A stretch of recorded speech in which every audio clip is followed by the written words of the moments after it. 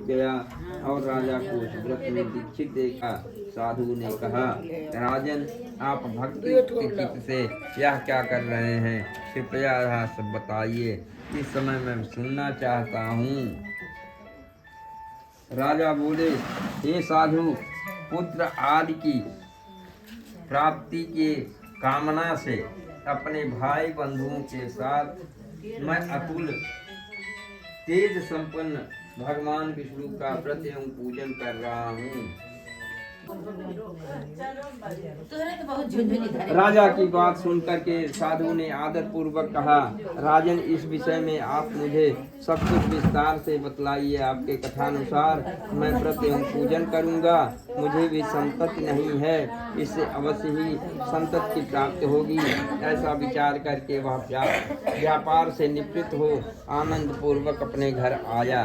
उसने अपनी भार्या से संतति प्रदान करने वाले इस सत्य व्रत को विस्तार पूर्वक बताया। जब मुझे संतति की प्राप्ति होगी तब मैं इस व्रत को करूंगा। इस प्रकार उस साधु ने अपनी भार्या लीलावती से भार्या पद के साथ आनंद स्थित ऋतुकालीन धर्माचरण में प्रवृत्त हुई। भगवान श्री सत्यनारायण की कृपा से उसकी वह भार्या गर्भणी हुई। 10वें महीने में उसने कन्या रत्न को उत्पत्ति हुई और वह शुक्ल पक्ष के चंद्रमा की भांति दिन प्रतिदिन बढ़ने लगी। उस कन्या का कलावती यह नाम रखा गया। इसके बाद एक दिन लीलावती ने अपने स्वामी से मधुर वाणी में कहा, आप पूर्व में संकल्पित श्री सत्यनारायण के व्रत को क्यों नहीं कर रहे हैं? साधु बोला, प्रिय, इसके विवाह के समय व्रत करूंगा। इस प्रकार अपनी पत्नी को भली भांति आश्वस्त कर वह व्यापार करने के लिए नगर की ओर चला गया। इधर कन्या कलावती पिता के घर बढ़ने लगी।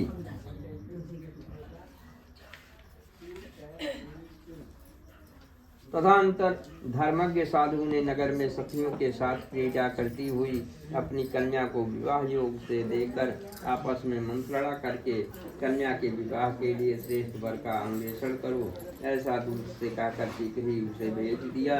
उसकी आज्ञा प्राप्त करके दूत कंचल नामक नगर में गया। वहाँ एक बड़ी पुत्र को लेकर आया। उस साधु ने उस बड़ी पुत्र के वो सुंदर गुणों से संपन्न देखकर अपनी जात के लोगों तथा भाई बंधुओं के साथ संतुष्ट चित्त होकर के विधान से बड़ी पुत्र के साथ हाथ में कन्यादान कर दिया। उस समय वह साधु बड़ी दुर्भाग्यवश भगवान का वह उत्तम व्रत भूल गया। पूर्व संकल्प के अनुसार विवाह के समय व्रत न करने के कारण भगवान उस पर रुष्ट हो गए। कुछ समय के पश्चात अपने व्यापार कर्म में कुशल व साधु बड़ी काल की प्रेरणा से अपने दामाद के साथ व्यापार करने के लिए समुद्र के समीप स्थित रत्नसारपुर नामक नगर में गया और श्री संपन्न दामाद के साथ वहां व्यापार करने लगा। तदंतर वे दोनों राजा चंद्रकेतु के रमणीय उस नगर में गए।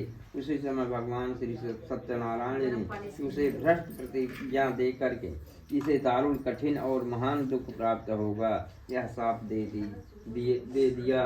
एक दिन एक चोर राजा चंद्रकेत के धन को चुराकर वहीं आया जहां दोनों बड़े स्थित थे। वह अपने पीछे दौड़ते हुए दूतों को देखकर भयचित्त से धन वहीं छोड़कर शीघ्र छिप गए। इसके बाद राजा के दूत वहां आ गए। वह साधु बड़ी था। वह राजा के धन को देखकर वे दूत उन दोनों बड़ी पुत्रों को बांध कर ले आए।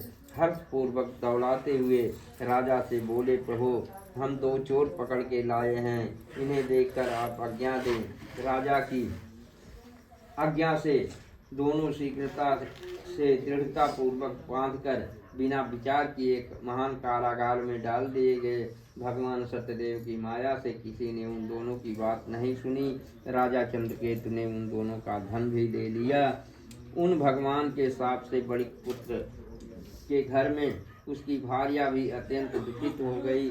उनके घर का सारा जो धन था वह चोर चुरा लिया। वह लीलावती शारीरिक मानसिक पीड़ाओं से युक्त भूख प्यास से दुखी हो अन्न की चिंता से दर भटकने लगी। कलावती कन्या भी भोजन के लिए इधर उधर प्रतिदिन घूमने लगी। एक दिन क्षुधा से पीड़ित वह कलावती एक ब्राह्मण के घर गई। वहां जाकर उसने श्री सत्यनारायण के व्रत पूजन को देखा। वहां बैठकर उसने कथा सुनी। वरदान मांगा। तदंतर प्रसाद ग्रहण करके वह कुछ रात होने पर घर गई। लीलावती ने कलावती कन्या से प्रेम पूर्वक पूछा, पुत्री रात में तू कहाँ रुक गई थी, तुम्हारे मन में क्या है? कलावती कन्या ने तुरंत माता से कहा, माँ मैंने एक ब्राह्मण के घर में मनोरथ प्रदान करने वाला व्रत देखा है। कन्या की उस बात को सुनकर के बड़ी की भार्या व्रत करने को उद्यत हुई। प्रसन्न मन से उस साध्वी ने भाई बंधुओं के साथ भगवान श्री सत्यनारायण का व्रत किया।